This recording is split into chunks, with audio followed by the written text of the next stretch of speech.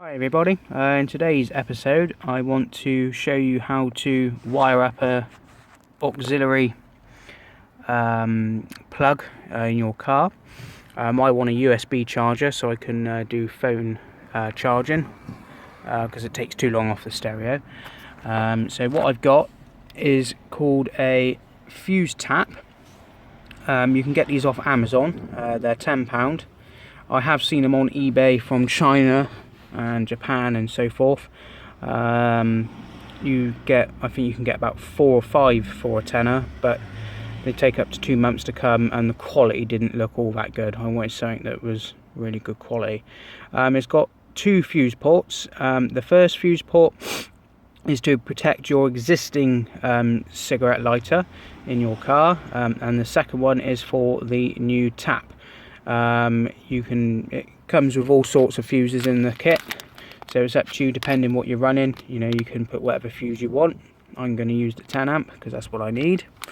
On these old Hondas, I don't know if you can see it, but the tap, well, the original fuse is there, and it fits in nice. I'll show you now. So I'm just going to shove my 10 amp fuse in it that I need. Decides it wants to go in. I might need 2 hands for this bit.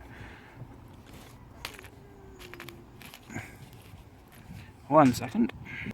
Okay, I did need 2 hands for that job, but as you can see, that is it with both fuses in. And then what we need to do then is just pop it into the original fuse holder for the 10 amp. Can't really see it too much, but there it is in. And I'll just show you that it doesn't affect the original cigarette lighter at all. I should know if it's working because on my little computer down here it should come up to 12 volts, which it does.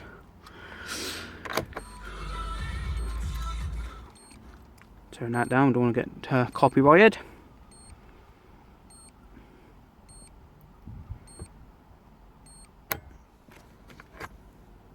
As you can see, it's working fine.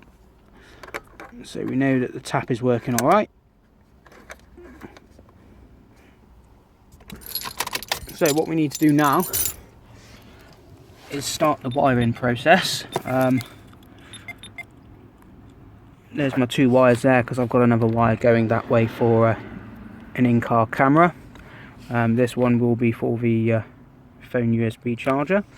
So what I'll do is I'll just start to wire things up, and I'll bring you back when we're starting to connect together. Right, so all I've done is I've just cut the ends with some wire cutters. I've put the supplied connector on. I've just crimped it with some eBay crimpers that I got, and I'm about to just shove some heat shrink over now, and then I'm going to just use a lighter to shrink it up, and then that'll be that part of the connection done.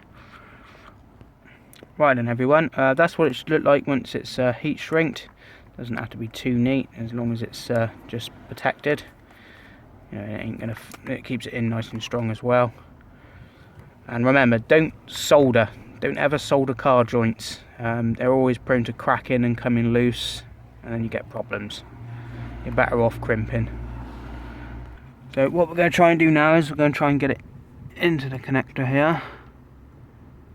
I might need both hands for this. Yep, I think I'm going to need both hands. Okay, that's what it should look like when it's connected together. There is a supplied like a see-through rubber seal as well that just slides down over the 2 connections. Just sort of doubles it up, makes it nice and strong. There's our 2 wires coming off now. I've got 1 wire that's going to go to the USB charger. This wire is going to go for the in-car camera.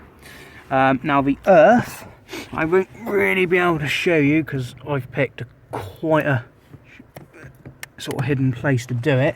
It doesn't matter, anywhere on the body you do. You can just about see there in the camera, you can see the earth. That's where I'm going for. Most of the Hondas is inside under the dash, but you can do it anywhere really. What's easier for you. I'm just choosing to make life very hard for myself. So I'll get on with that and I'll show you what that looks like once that's done. Right then, as you can see, I've put the earth in now. and believe you me, that was a hard mission to try and get the ratchet in there, but it's in now, so that'll be all earthed out. So I'm going to start running the wires and just show you how I've tidied them up, and then I'll get the panel with the USB charger in, and I'll show you what it looks like when it's done. I will add some pictures on how I modified the USB charger, so it didn't have to be in a cigarette lighter and it could just be wired up, so I will add those. Okay guys, as you can see, I've hidden all the wires now. I've just used some cable ties to hold it all up. Kind of wish I had some black ones so it looked more standard, but all I've got is the white ones, so I have to do.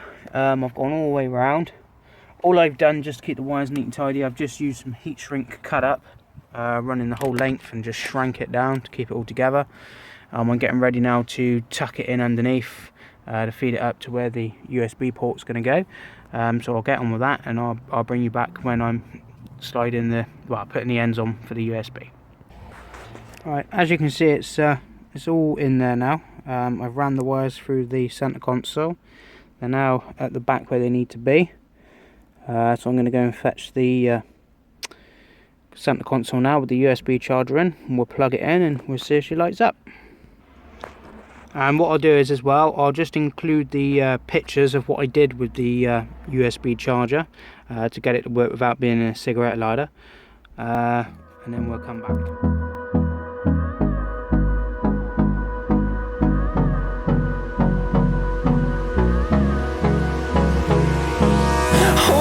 Close till I get up, time is barely on our side.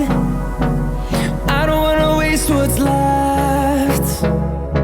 The storms we chase are leading us, and love is all we'll ever trust. Yeah, no, I don't wanna waste what's left. And on we'll go, through the wastelands, through the highways, till my shadow turns to sun rays. And on we'll go, through the wastelands, through the highways, and on we'll